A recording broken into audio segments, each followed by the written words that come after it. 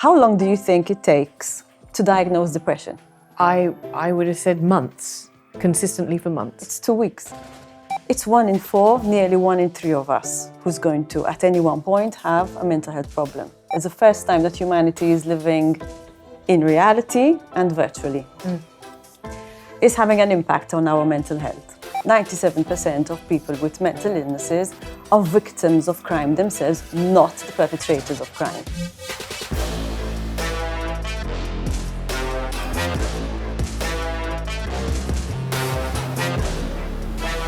Welcome to the She Warriors, ordinary women with extraordinary stories. Some women I have interviewed on the She Warriors are very well-known public figures. Some of my guests have hundreds of thousands or millions of followers. But not every warrior is so well-known or as public. Likes, follows, shares don't define our value, of course. They may provide information on a public persona, but warriors are often unassuming. Those that are making change without making noise, that are making waves without drawing attention. Daniela Calleja Bitar is a very private individual. You won't find her on Instagram or Facebook, let alone TikTok. Her LinkedIn profile is extremely limited, but recently, Daniella was awarded Remarkable Woman at the Mara Awards by Lydia Abella, our First Lady. Daniella also regularly speaks at conferences and has been a fabulous guest on the She Word in an episode about mental health in the workplace, because Daniella is the CEO of the Richmond Foundation, having joined the foundation 25 years ago. Dan holds both honours and masters in mental health studies, but has worked in various roles within the field before taking the lead at Richmond. But it's Daniella's dedication to the matter of mental health that really stands out and has led to her recognition. So, Dan, welcome to She Warriors. It's so good to have you here. We've been talking about doing this for quite a while. I want to just kick off by saying you are incredibly difficult to research, probably the worst I've ever come across, because you are extremely private. So I'm going to start off with a very easy question. How did you get into the mental health field? Where did your journey start and why? Well, I think it happened very accidentally in a way, because I had studied psychology at university, so I was always interested in studying psychology or social work or sociology. It was always something I was very interested in. And I remember I was looking for a job. I had just graduated, and I saw a vacancy at Richmond Foundation, Malta. I had not heard of it. This was 2001. And I saw Villa Chelsea Rehabilitation Centre, and I just let me apply. And I applied, and I went in to Villa Chelsea, which is still there in Birkirkara. And when it's a beautiful villa, so I was like, where am I? And then I walked in, and there was the manager at the time cleaning the windows, but I didn't realize he was the manager. And he hopped off the ladder, and he told me, hi, he told me, you're Daniella, you came for the interview? I said, yes. And he said, okay. And he told me, I'm Chris. And I knew he was the manager because obviously I had seen his name when they called me for the interview. And I walked into the office back then, and they explained to me what they do. And they told me, now as part of the interview, you're going to spend some time with our service users. And they walked me into the kitchen. What is a service user? Somebody who uses a service. So some somebody... of the residents who were back at the time doing the rehab program at Villa Chelsea. And I walked to the kitchen, and I sat down with a staff member and a client, a female client. And they told me, okay, now we're going to chop onions. We're going to cook together. And I was just wondering, what's this job? And I was very intrigued.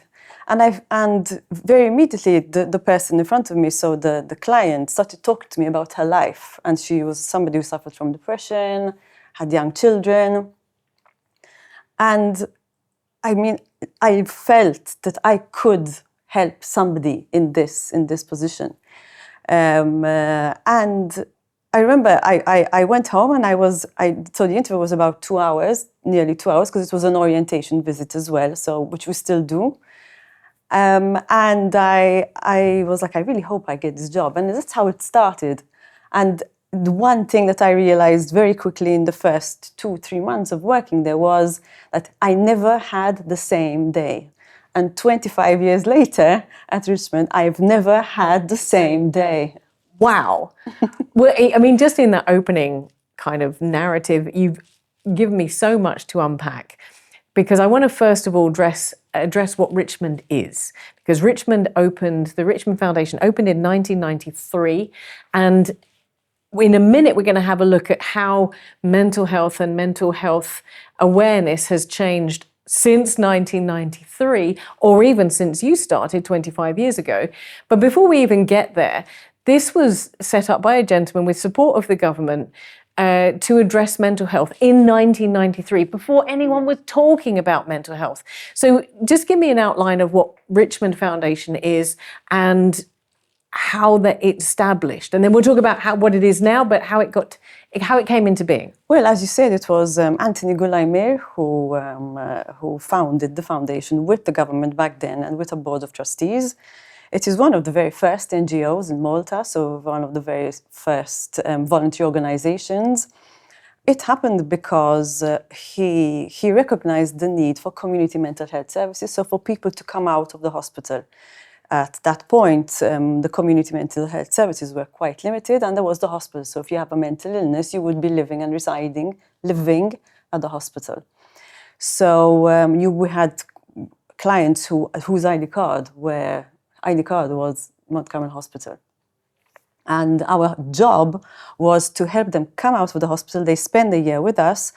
We understand how independent they can be, and then go to live in independent living alone. So if you had, in 1993, let's say, if you were affected by depression or by a bipolar or something that would affect your mental health, you were immediately put into the hospital, into Mount Carmel Hospital, and that was your location, that's where you resided. If you had a severe mental illness and you ended up without anywhere to live, like you ended up homeless, yes. People were living at the hospital with severe mental illnesses. There still are some people who are in the hospital, but obviously the hospital has now started downsizing in a good way, because people are, and they've been bolstering basically the community mental health services. Mm-hmm. But yes, back then, I mean, my first group of clients my very first client was a man who was, I was 23, and he was 47, 48, and I was meant to teach him and guide him in life. And you could see the discrepancy with a degree in psychology. So, I mean, again, it was one of those moments in my life where I said, okay, how am I going to help an older man? And I remember one of the first things that struck me, and it really struck me, was he came up to me and he asked me, can I shave my beard? And obviously I looked at him and I said, of course you can shave your beard. And one of my colleagues who had been there for a while had then actually told me, he's asking because he's been living in the hospital for 15 years and he used to have to ask to go and shave his beard. So it was one of the things, again, that struck me. And I think one of the major reasons for me still being there is the vulnerability of people with severe mental illnesses. They are so vulnerable, they are so... they were so misunderstood, and they still are so misunderstood. So it keeps me there, keeps me wanting to help more. But this gentleman, just going back to what you just said, this gentleman had been in a hospital for 15 years. Mm-hmm. Yeah. Wow. Some people have been there for 20 years. Well, previously. Right. Legislation changed in 2012, where people who did not remain in the hospital should not remain in the hospital, shouldn't. So then obviously we bolstered our assisted living institutions across the island in Malta. So now it's a much better way of living because people aren't living inside the hospital. Yeah. Well, you've already just, the reason I tapped into that is that you've already just described what mental health looked like and how it was addressed in 1993 or later on when you joined. And we'll come to, as I said, we'll come to what we're looking at now a little bit later on. But that then leads me into another question, because you, I'm assuming as an 18-year-old, decided that mental health was an area that you wanted to go into. And of course, at that time, we didn't really talk about mental health. It wasn't, and as you said, that somebody could be in a hospital for 15 or 20 years. It was not a topic that was widely regarded as an area that people wanted to discuss, they wanted to go into, they wanted to explore. What led you to that? I think, something that, so I'm from Portugal, I'm a Portugallian, and my mother was always very involved with the church there. Okay. And very involved with Father Hilary and the Millennium Chapel, and my mother and her and my aunts. And we used to go to the church every single day and help out. So voluntary work is ingrained in me, voluntary actually helping people and wanting. And obviously being Portugal, we used to meet a lot of people who were Portugal back in the day as well. We're talking now in the 90s and early 2000s, being a place where people used to find people who were either intoxicated or drunk or people who needed help on an everyday basis. And sometimes they would go to the church and they would go to Father Hilary and the Millennium Chapel. In fact, I was one of the people to help him in the very beginning set up the therapy services. And then there was, I remember, Joe Kassar and Anna Kassar, who were the people taking care of that service. So it's ingrained in me, really. When I think about it, working in a voluntary organization really suits my upbringing as well, in that sense. And I've always been around these very strong 4 women who are my mom and my aunts, who always said you need to give back to, in a way, to feel good yourself. So, I'm not a saint, but when you do something good, you feel good yourself. Absolutely. So 100%. It's something, that maybe it's a good thing to do. I couldn't agree more. And even, I've been mentioning this recently, paying somebody a compliment is not just a gift to someone else, it's also a gift that you give to yourself, because Very you true. feel so many good feelings from that. But I'm still sticking with your decision to go into this area of mental health. When you decided to pursue that, not as something that you would be doing just as voluntary, but decided that that was an area that you wanted to study and you wanted to pursue, what did your peers think? Because I'm still profoundly impressed by the fact that this back then was not necessarily a popular area to pursue. Well, my peers didn't really understand where I was going. So, what are you going to be doing? Working in rehab, doing psychology was no. It was a course. We weren't as many as there are in the psychology course at the moment. I think at the moment there would be 150 students anytime in the psychology course. In my year, we were around 20, so it was much less. And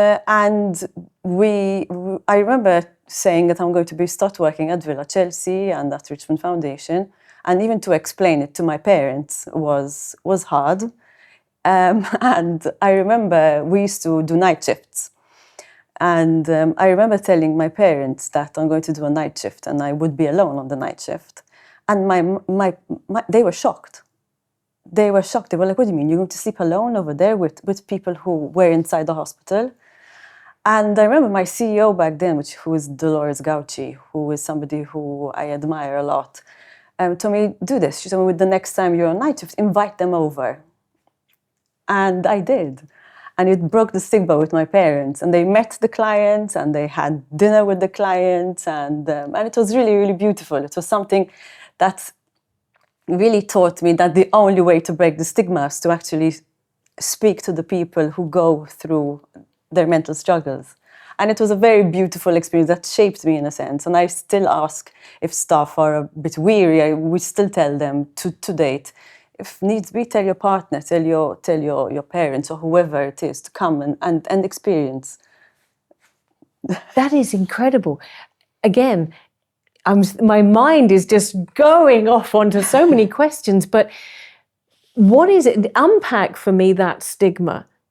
Unpack for me how you break that stigma. Is it just a case of you have a mental health challenge and I'm talking to you, therefore I see you differently? Where does stigma come from and how do we break it?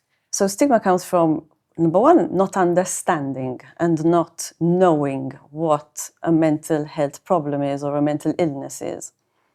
And I think something which has been very damaging over the years as well has been media attention to mental illness in the wrong way. So somebody who suffers from psychosis and schizophrenia, you know, are dangerous people. So that has brought about very unfair claims to people who suffer from severe mental illness. So people with bipolar disorder are people who you can't trust because they're up and down. So these things which are very unfair to the person who's suffering from the mental disorder.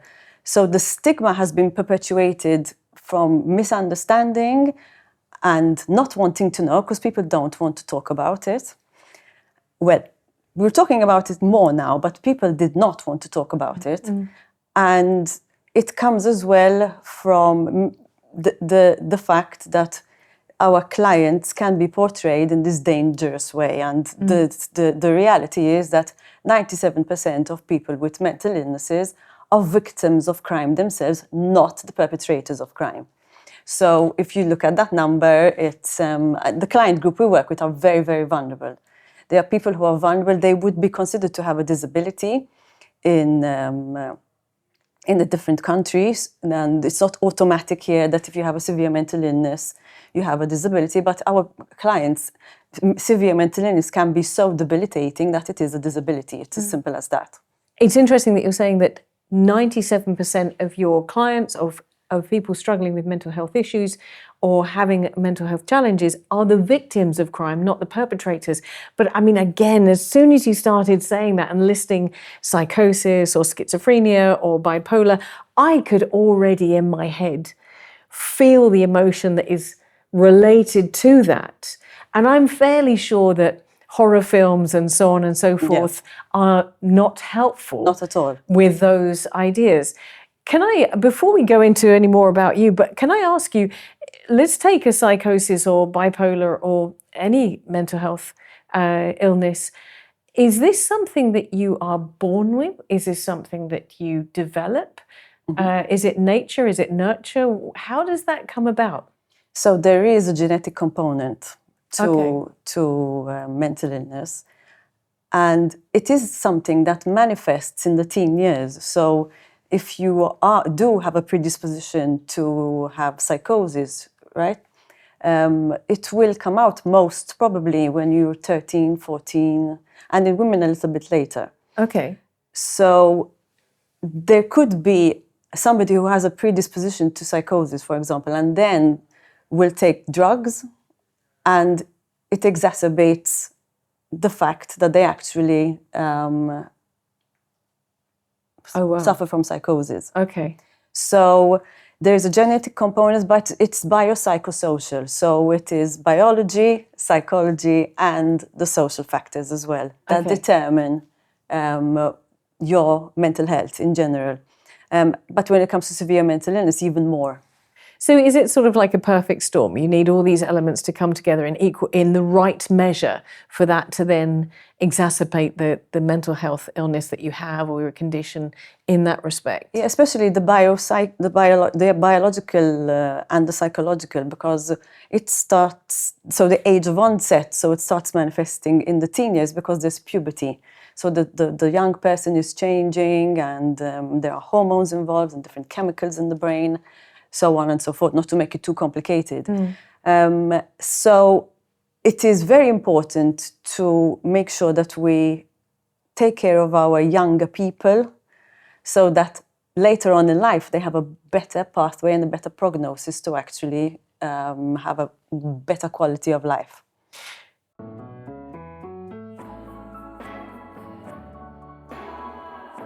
Take care and enjoy healthy skin. Browns, empowering wellness through a selection of dermo-cosmetic brands ideal for the whole family. You're a villain. Break your morals and you're sure. Feel more sensual than ever before with the new Denise bra. Intimissimi. I just feel alive. 1, 2, 3, 4. Oh, I got that lifestyle, I'm fierce as hell. That velvet top model, that high speed fast throttle. Living it up, you know I love it. It said I just feel alive. 'Cause all I got is what I am and I'm on fire. And what you want is what I am, baby, that's fine. What all the kids said, I just feel alive. So we've mentioned how different times are now to how they were when you started in Richmond Foundation, in this mental health sphere and this mental health industry. I just want to ask you, how have issues developed and changed over the years that you've been in the field? What have you seen that's been most significantly different from when you started and to what we're seeing today? Well, we're talking about it now, so it's okay to have this conversation now. So that is a very big change. And slowly it inched forward. So before, we used to be okay to talk about depression and anxiety. And we're now having depression, having anxiety, something spoken about, especially younger people will say, my anxiety makes me, okay? And they actually say, my anxiety. Yes. And before, people didn't talk about it at all. So the first Xarabank program that we did, which was, I think, 2012 or 2013, I can't remember. And we needed people to talk about their mental health. Because I remember I had met Pepe Azzopardi, I had never met him before. And back then my role was Chief Operations Officer, so I used to run the operations. And he told me, I would like to let's talk about mental health, let's break the stigma. And he said, we need people to talk. I told him, it's useless bringing me, because I'm a professional, I'm not somebody, let's bring people. And we made a deal. He said, yes, let's bring people. I told him, no miskin, no. And he was really good about it. He really, really was. But we hardly found people to talk. We hardly found people to actually, and at one point there was a discussion, shall we film them from behind and mask their voice in the dark? And I was completely against it. In fact, we didn't do it because it's stigmatizing. It's even more stigmatizing. This is not a criminal. This is somebody who has an illness. This is somebody who suffers from a mental health problem. And I remember then, about 2 years later, we managed to get 3 or 4 people to actually start talking about their mental health. And it felt so good. I was on a panel with Anton Grech, myself, and 3 persons who were ready to talk about their mental health. And it felt like a breakthrough.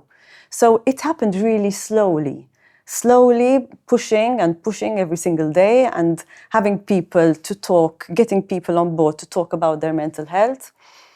And I'm always very careful when we have people, especially who I know, who are our clients, talk about their mental health.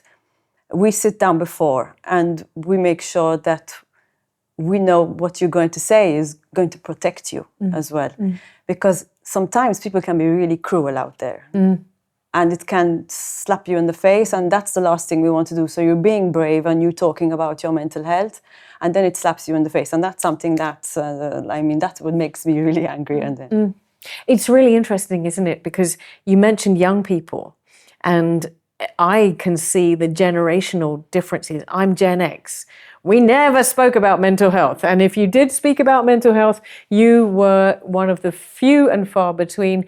However, that doesn't mean to say that Gen X didn't have mental health issues. Exactly. It just wasn't talked about. And then, of course, you have what comes after that, millennials, and then you've got Gen Z.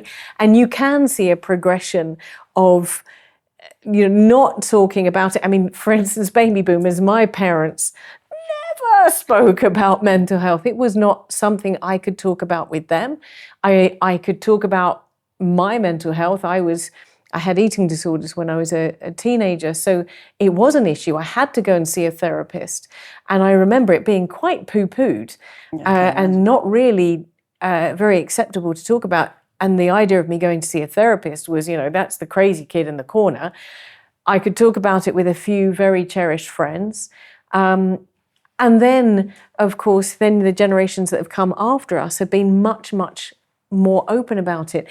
Can you pinpoint why that is? Why have we managed to find this progression from a Xarabank show where somebody with a mental health issue is being filmed or wants to be filmed without their identity being revealed, to now actually, I hear so many people talking about, particularly the younger generations, talking about, I have a mental health issue, or I'm looking after my mental health. And we'll come to more of that in a second. But what led the way? Well, unfortunately, COVID helped. Because it brought to the forefront, people always ask, why has there been such an increase in demand for service globally, Malta included? And when I say demand for service, not just for Richmond Foundation, for mental health services across the island. It's because during COVID, we were isolated, and isolation and solitude and loneliness are one of the biggest risk factors for your mental health. So there was the fact that you have people who already had a mental health problem who were not talking about it, and then people who got affected by COVID. So you have these two parallel roads kind of merging into one then post-COVID. So that is why I think there is much more awareness now today than there was 5, 6, 7 years ago as well. So again, diving a bit deeper into that, does that mean that there are more people who are having mental health challenges, or are we just able to talk about it more? It's both. It is actually both. Because there are people who did not recognize as well that they had the symptoms of a mental illness. I mean, one thing that we do is mental health first aid. And it's been something that's been going on in Australia for 25 years. It's international, and in Malta, we brought it to Malta around 11 years ago now. What is mental health first aid? So mental health first aid is first aid, but for your mental health. So it teaches you 4 modules. It teaches you symptoms of depression, anxiety, psychosis, and substance misuse. It teaches you how to recognize the symptoms, and it teaches you the crises that go with the symptoms. So it will teach you what to do if somebody is suicidal, how to approach somebody who's suicidal, and how to bring them to help. Somebody who's having a panic attack, somebody who is out of touch with reality at that point, so psychotic. And it is as well one of the reasons why I think the stigma now has been reduced, because it's been proven in Australia and even in the US and in the UK as well, that the more people are mental health first aiders, so the more mental health first aiders you have in a country, the less the stigma. It's evidence-based, the research is out there, so you can even look for it and you can find it. It is one of the results of having mental health first aid after 10 years, I believe, as well. Because we've been 10 years now giving mental health first aid. Okay, amazing. I mean, that sounds fantastic. So again, diving back into is the question about whether we have more awareness or whether we have more mental health issues. You're saying it's both. It's divided between two. So we're talking about it more and there's more awareness, but there is an increase of challenges to mental health. Yes. Why? I'm not going to be pretentious and give you an answer that I'm sure of, but the fact that we are living, as our chairman says, it's the first time that humanity is living in reality and virtually, is having an impact on our mental health. So I think over there we still need to learn and understand what's happening and where we're going, and the fact that we're always connected and we're always online and we're always with our phones in our hands. So there, I think that might be one of the reasons why or as well, we're always in touch with the news. So before, I'm a Gen X too, we used to put on the TV. Yes. And you'd know what's going on because obviously you watch the news. Yeah. Now you're bombarded with the news all the time. Yeah. All the time. Absolutely. And I have to say, particularly in the era that we're living at the moment, I will wake up in the morning, I'll take a few minutes, I'll have a coffee, and then I'll go and check to see whether, the world has blown up since I've been sleeping. And that's not a great place to be. However, before we sat down, I said to you, Dan, why is there nothing about you online? And because there isn't. No. You don't have Instagram, Facebook, TikTok, Threads. I cannot find you anywhere. And you said for your mental health. Yeah. Because before I sat down to talk with you, I did do research, and social media is one of the key indicators of a changing paradigm relating to mental health. Social media has put intense pressure on us as individuals and really made a difference to our reality and the life that we're living. And that's what you just touched on there for a second. I mean, this is why you're not on social media, and this is why you said to me beforehand, you're not going to find me, right? Yes. I was on Facebook way back when, in 2007, I think. I was on Facebook, and the reason why I went to Facebook is one.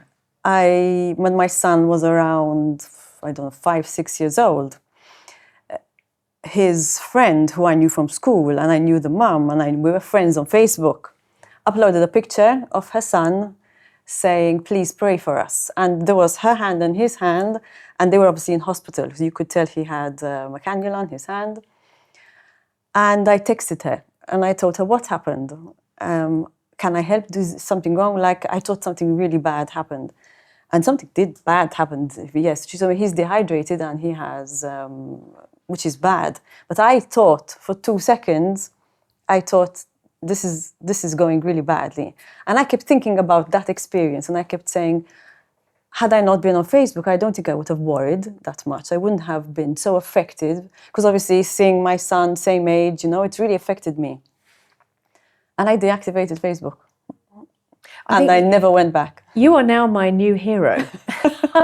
Because I think for all of us, certainly as we've seen this hockey stick rise, when 2000, 2010, somewhere between there, the hockey stick curve just shot up of people reporting and identifying with mental health, anxiety, depression, that is a result of this new life that we're living, that we are on social media, we're connected all the time. Now, I want to just touch on that, because there is another statistic that shows that unfortunately, suicide rates among young men are also really rising and increasing, and affecting young men particularly. And this kind of leads me on to ask you, which are we seeing? Is this the most vulnerable group of our humanity right now? Is this young men that are the most vulnerable in terms of mental health? When it comes to younger men and to men in general, yes, they are more vulnerable to suicide. Reason being is that they talk less than us women. So us women talking and sharing with each other is a protective factor. And the fact that they use more violent methods to die. So those are two of the main reasons why younger men and men in general are more vulnerable to die by suicide. And just to link back a little bit to what we said before, in fact, when we used to say commit suicide, you say commit a crime, or you commit a sin. Yeah. We don't say that anymore. You say somebody died by suicide. because to give dignity to the person and to the family members and loved ones of the person who actually are going through this experience. And I think it's something that we have to remain very respectful of, because it's one of the toughest journeys that anyone goes through. We're going to come to, in a second, how we can support anybody and identifying ourselves if we have mental health challenges. But before we get there, I want to dive back into your story, because we've talked about mental health, we've talked about how it's changed, how we're talking more readily available about mental health, how we're readily embracing these conversations. How has your job changed? So you talked about, you came in right at the very beginning, you're chopping onions. Yeah. And you had a new vision of how you would be able to assist with mental health illnesses and challenges. How has your job, how has your role, how has your career, how has your passion evolved over the past 25 years? I still miss working in direct contact with the clients, which I do actually, because I mean, if I see my day yesterday or today, I was in contact with our clients. But my I think now job is different, because what I am doing is at a level where we can making it go out there. Okay, so giving a voice to people who need the voice. And I'm not saying because I'm doing it through me, but over the years, slowly, through Richmond and with the Richmond team, we've always been very silently vocal, in the sense of we always pushed and pushed and pushed. It doesn't mean, pushing doesn't mean going out there and slapping it in people's faces, because people need to be ready. People need to be ready to accept something and to understand it. And now is the time where people are ready to accept and understand, I think, when it comes to mental health and mental health strategies and national strategies for suicide. These things are happening now because people are ready to receive them too. So my job at the moment is to lead the team. And every day we meet, and every day we talk, and every day we laugh, and every day we understand where we need to go. And one of the most important things I think that I enjoy, and one of the reasons why I enjoy working at Richmond, is because there's always such a good and strong sense of purpose. Everybody who works there, we're around 200 people now, has this strong sense of purpose, that we know why we're there. We know what we are doing, and we know where we want to go and where we want our country to go. So I think it's something that always, you walk in and you feel it, at least I feel it. And it's something that I enjoy. I walk in, I see my colleagues, I see the smiles on their faces, we check in on each other. We've all been there for quite a long time as well. So I've been there for 25 years. There's one more person who's been like 26 or 27 years. There are people who have been 10, 15 years, and now they're at the helm of Richmond themselves, and they're driving it forward. So it is something that keeps me there and keeps me wanting to go on. You're defining an incredible purpose to your job. Is that what gets you up and gets you out the door in the morning?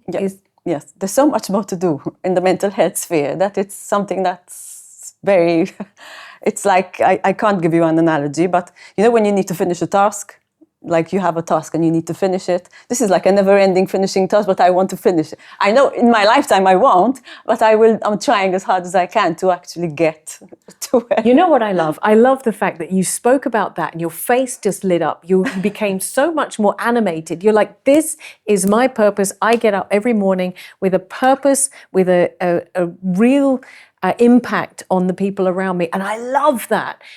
But I want to flip that for a second. You've just said yourself that it's a job that is a never-ending task. Mm-hmm. So is there not times when you're frustrated, when you're like, what? Why are we not getting to the bottom of this? Many times, many times, but it just gives me more motivation. I don't know why, but that's how it works for me. the fact that you push for something, or I mean, sometimes even seeing progress happening is very, very, very tiring. It can be very, very tiring. But at the same time, it just pushes me harder. It just makes me want to push harder. Okay, so then that leads me on to ask, for someone to work in the field, for you to work in the field that you work in, to be committed and passionate about the job that you're doing, what are the skills that you have to be able to do that?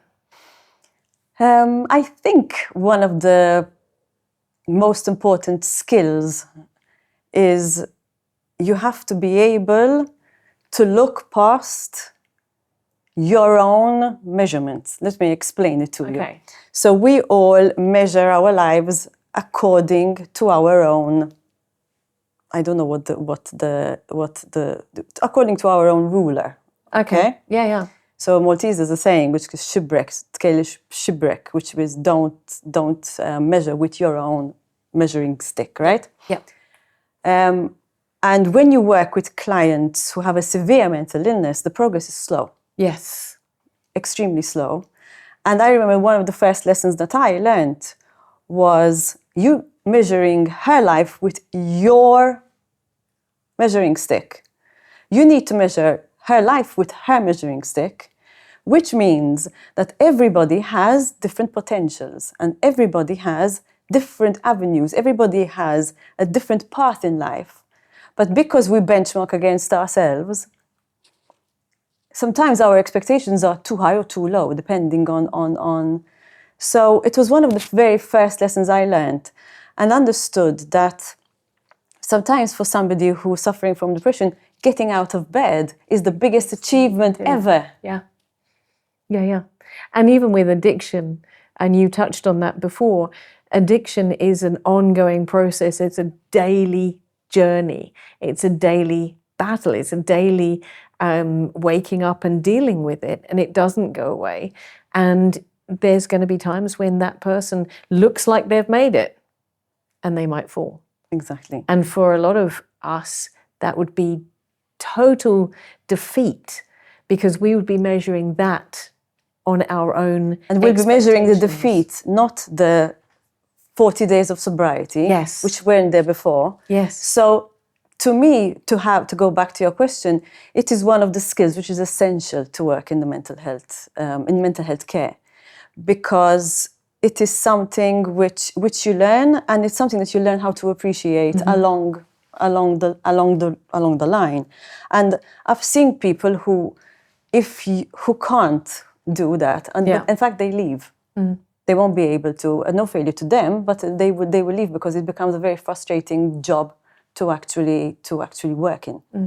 In the 25 years that you've been working with Richmond, are there stories? You touched on chopping onions on your first day, but are there stories, success stories, that you have just really lent on? Yes, quite a few, especially when I think about the kids service. So we have the kids service, which has been running since 2007. So now the children are older, they're actually adults. And when I see a few of them out and about, and they have very stable lives, and I just smile and I just feel happy, you can't not. And there are other clients as well who I remember who I still meet, and who I grew up with, because some of the clients when I started working were my age. And I still meet them, and they come say hi, and they come and have a coffee at Richmond, and they're doing well. And sometimes they're up, sometimes they're down, sometimes they need more support, But yes, it's something that I think gives me my job satisfaction, and gives me satisfaction in general, because you're dealing with human beings at the end of the day. We're dealing with ourselves. In fact, something that I keep telling, because people sometimes say, because this case is of this person. To me, you're working with a person. Yeah. So it's something that I find, we call them clients, in fact, because we're not working in the setting of a hospital. So it's like customer, so it's a very good feeling. And that's the difference, I'm assuming, from 1993 and when you started and there were people in hospitals for 15, 20 years to where we are now is that the approach to anybody with a mental health challenge, illness, situation is seen as an individual, hopefully. And is that the goal? Is that what you're driving to? Yes, not to see the illness, but see the person. It's something which, when somebody suffers from diabetes, you don't see the diabetes, you see the person. So why not with somebody suffering from depression or anything else, you know? It's the same thing. Can I ask you, look, you're an extremely private person, largely because you're not on social media, but you are quite a private person. And I'm wondering if your career, if this 25-year journey has ever encroached on you as an individual? Has it ever really brought challenges home? Because you just mentioned about that yardstick, measuring an individual on their own yardstick, and that sometimes progress can be slow. And sometimes somebody with a mental health challenge may even fall. And they, you know, if you're invested in their success, if you're invested in seeing them do well, that must take a hit. Have there been times where you've been challenged in your personal life? Has it affected you, your relationships, have you ever taken these situations home with you? Yes, of course. I can't lie. I mean, I'm one person, and I have had situations which were very heavy, and this is where teamwork is very, very important. And situations where your client has died by suicide, and you have to deal with that too. So, and the team has to deal with such a big happening, and try and help the parents and try and help the family members, and obviously you go home and it weighs on you. It actually weighs on you, especially, I mean, now I have a young man at home, so I'm very aware of his mental health. He's going to be 19 this year. And you think, like I remember being pregnant and I used to work at Villa Chelsea, so I was very heavily pregnant, and I met the mother of a young man who was at Villa Chelsea. And she told me, "What are you having?" And I told her, "A boy." And she told me, "I hope this doesn't happen to you." He was a young man who was suffering from psychosis, I mean, she said it in a very sweet way, but it obviously made me think, what's going to happen if he develops psychosis at 13? Because it could happen. So it is something that it affects your life. Yes, it affects your life because you see the wide and very long-winded range of suffering that people have to go through. So yes, I can't tell you it hasn't, because I would be really lying to you. Well, the very fact that you can remember a conversation that you had with a mother 19 years ago, obviously it does have its impact. Who do you lean on? Who is your support? I have a very strong family network. And I have a sister who I lean on to, and I lean on my friends a lot. We have a very strong group of female friends that I have, and I think having your girlfriends is something that is something very important to a woman. At least to me, it is. And obviously my partner, and very many. I lean on the team at work as well. It is something that if you don't work in the field, sometimes you don't understand. So I can explain to my family or to my sister, to my friends, that this has happened, but the people who went through it are the people who are going to be able to share the experience with you. And strong teamwork in mental health care is very, very, very important. And when I mean strong teamwork as well, I mean even with outside stakeholders. So with the stakeholders who are in the psychiatric firms, because we work with the clients together, you know, we don't have a psychiatrist that work with us at Richmond directly, but we work with the psychiatrists, the psychologists, the psychotherapists, the social workers, and the mental health nurses. And these are the people I thanked when I went up for the award, because these are the people who work every single day in the mental health services. And we all know what they go through, and they know what we go through. So to me, that network is very, very, very important. You're a villain. Breaking my rules and you're sure. Feel more sensual than ever before with the new Denise bra. Intimissimi. I just feel alive. 1, 2, 3, 4. Oh, oh, I got that lifestyle, I'm fierce as hell. That velvet top model, that husky fast throttle.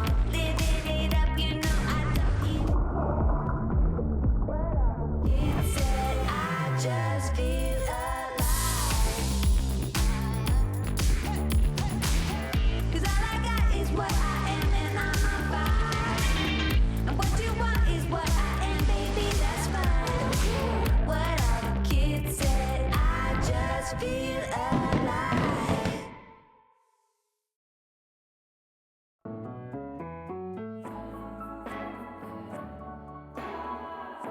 Take care and enjoy healthy skin.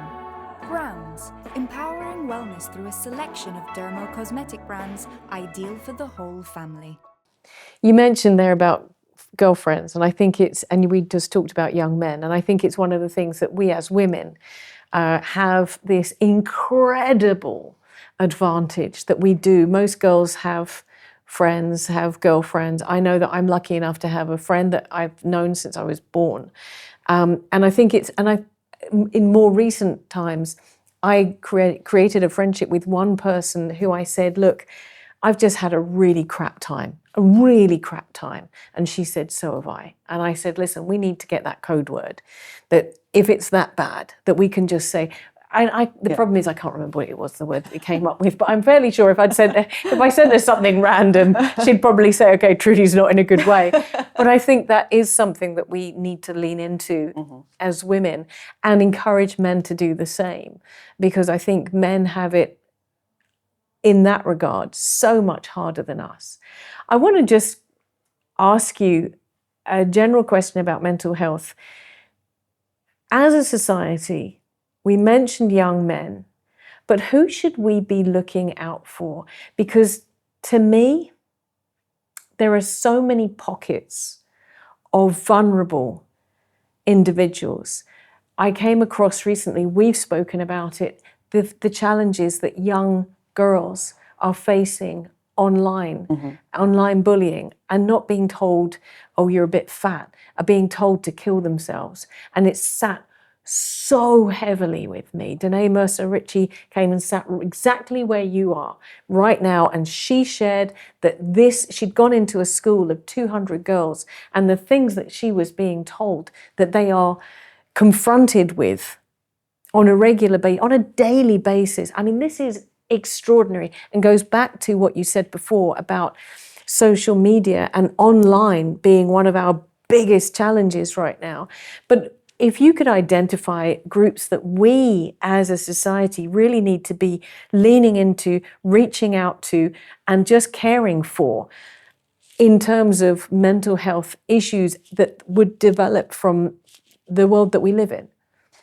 So it would be younger people, because if somebody is going to develop a mental health problem, it would manifest before the age of 25. 75% of mental illnesses will come out before the age of 25.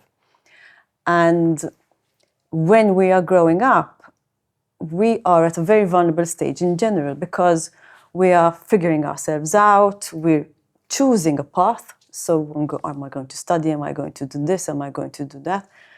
And if we don't take care of younger people now, when they grow older, they're going to be the people who might be stuck in the system. So our younger people, the teenage years especially, are the most vulnerable when it comes to their mental health. Something that is very simple, and I think people have to understand is that it's 1 in 4, nearly 1 in 3 of us who's going to, at any one point, have a mental health problem. Okay. I've heard this statistics before. I would like you just for a moment to identify what is a mental health problem, because so far in this conversation we've talked about psychosis, we've talked about bipolar, we've talked about severe depression. Is that what a mental health issue is that affects 1 in 3/4? So you see a mental health problem? Never. You can't see it. Of course. But you can notice a change in behavior. So when people suffer from a mental health problem, you can have two people who are the same age, same demographics, who have depression or diagnosed with depression, but they manifest differently. So one sleeps too much, the other one doesn't sleep at all. One eats too much, the other one doesn't eat at all. So there are different symptoms for different mental illnesses. Okay. For different people. But there are criteria which somebody must meet to be diagnosed with whatever mental illness. Gotcha. Okay?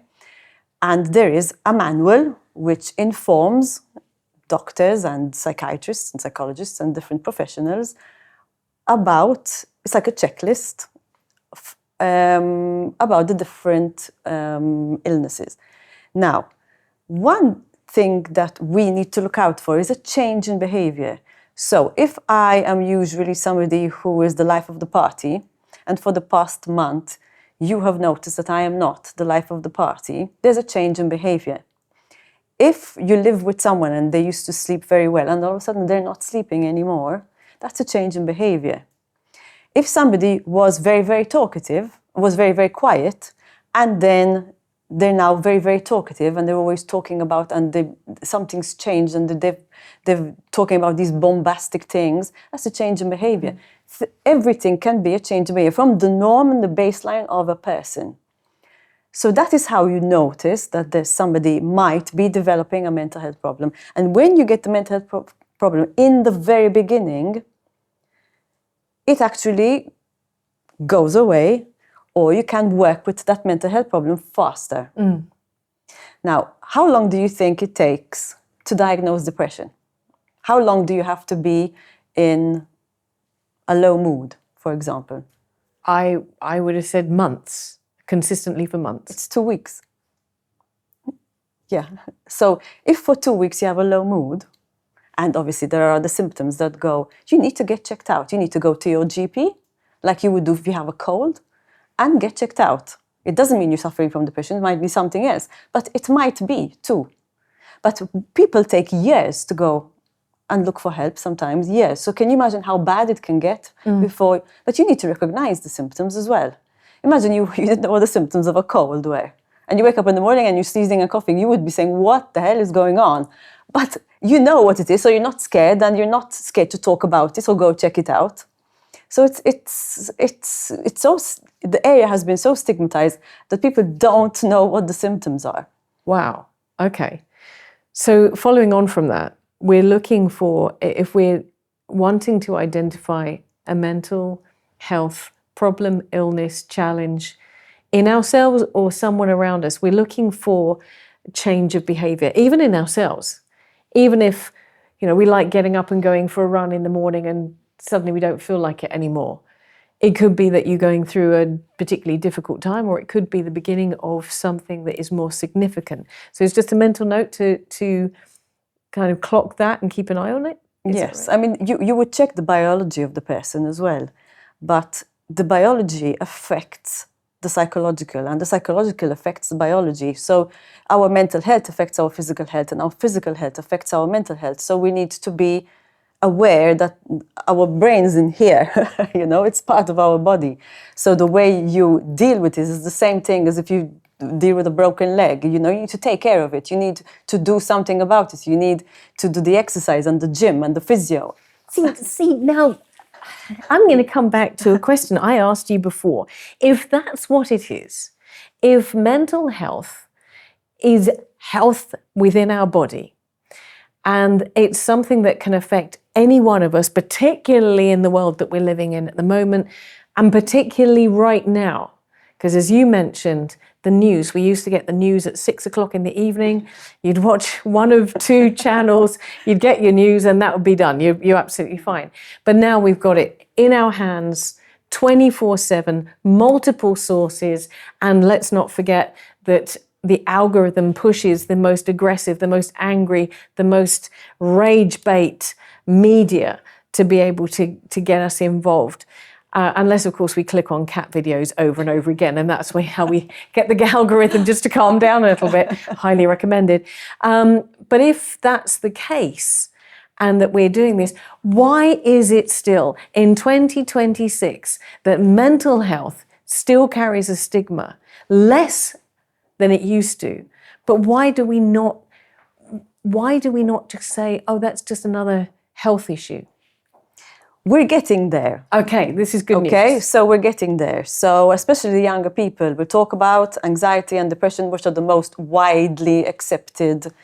But so, for example, when it comes to psychosis, we have a young man who works with us who's diagnosed with psychosis, and he talks very publicly about it.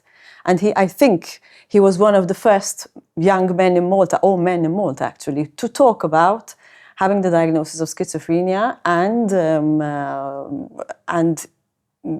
he was super brave. When I met him, he was, I don't know, 19, 20. He has a degree in psychology. He works with us. And we need people to talk about it, and we need people to actually talk about it. Now, when it comes to the stigma, there is our Gen X males will not talk about their mental health, but that's because of the culture we're in and the way that Malta is and the Mediterranean, and we don't talk about it. But the younger men might talk about it. So there is a difference. We are getting to a better place. And I've seen younger men doing activities like running for mental health, so it's changing. It's changing very, very much. Mm. It's interesting that you say that it's about the Mediterranean and it's about Malta. I'm going to beg to differ, because I have family in the UK and I don't believe that actually it's so much better in other countries. I agree with you, completely. I believe that it's an issue everywhere. Yeah. We might say that we can talk about mental health, but actually when it comes to it, and when it comes to speaking openly about it, particularly if it affects you personally or a family member, it's still a challenge, isn't it? A very big challenge, yes. Especially sometimes we get people who don't want to meet us at Richmond. It's a bit less now, but would say, let's go have a coffee somewhere, because I don't want to be seen walking into Richmond Foundation. So that is, it's much less now, but even I mean, when I said that the people who work in the profession are stigmatized, we are too. It's better now, but we are too, because being in the profession of mental health was very stigmatized. I mean, I used to try to explain to people what I did when I just started out, and people wouldn't understand. And people would be very derogatory, actually, and say, you're working with mad people. That's what they would tell me. And I used to have to sit down and say, no, I work with people who have mental, and educate, basically. But the fact that I used to work in that, I was looked at as like, why? What are you doing? So it is something that I'm sure that people who work in the field know what I'm talking about, because they've felt it too, especially in the past. Maybe now it's better, but I know when I started, how it was, so that was it. Is this the reason that you were recognised for being a remarkable woman? I love the fact that you're laughing at that. But I mean, that was an incredible acknowledgement and an incredible recognition. Is it resilience? Do you believe that is what has driven you to be where you are today? Just being resilient and being passionate about what you're doing? I'm very grateful to have been given this honor. At the same time, I feel that if us who work in this field are all remarkable, so and who work in healthcare in general, But I think, I don't know if you would call it resilience. I feel that this is my path. This is me. I'm comfortable. This is where I'm comfortable. I could never think of myself sitting at a desk only, which I do all the time now because you have to answer a million emails, but it's just, I'm comfortable with where I work, and I'm comfortable meeting people and understanding people, and it grounds me every day. It grounds me every day that being stuck in traffic is not such a tragedy when people are suffering and nobody knows that they're suffering. So that's how I feel. Well, following on from that, can I ask you what would be Daniella's wish list legacy? If you could say, that was my career, that's what I did, this is the difference I made, this is my legacy, what would it be? I'm very happy that I've helped with the advancement in policy, in the sense of I have been involved in and I've been asked, and I have the privilege of being asked my opinion. So wherever it is, and about one thing that I know that I did myself with a colleague of mine was, for example, mental health first aid. It is something that I feel like I gave birth to, because it was very painful to bring over to Malta, but we did it. And I know the impact it's having now. In fact, government has taken it on and people can do it free. So it is something that I feel very proud of. I want to do more, but I want Malta to have early intervention services. I want us to help people when they're young so that they will have a better quality of life when they're older. So I don't feel I'm done at all. I haven't even touched the tip of the proverbial iceberg. So that's how I feel at the moment. I think that's an amazing drive to have a passion to leave a lasting legacy that you haven't quite done yet. Before we finish, I do want to ask you, Daniella, I love talking to you because you are so passionate about this field of mental health and you're so passionate about your clients. What would you leave as a lasting thought for mental health for anybody who is watching us or listening to us right now, that you would leave as your final word of wisdom? Learn how to recognize the symptoms, because we're all going to go through something at one point in time. Learn how to recognize it in yourself and in others so that you can help yourself and then help others. So inform yourself. Don't just assume you're feeling like this because you're feeling like this, because there is something you can do about it. I think that's the most important thing. And there's something you can help somebody do to take care of themselves, and which aren't rocket science as well, So just inform yourselves.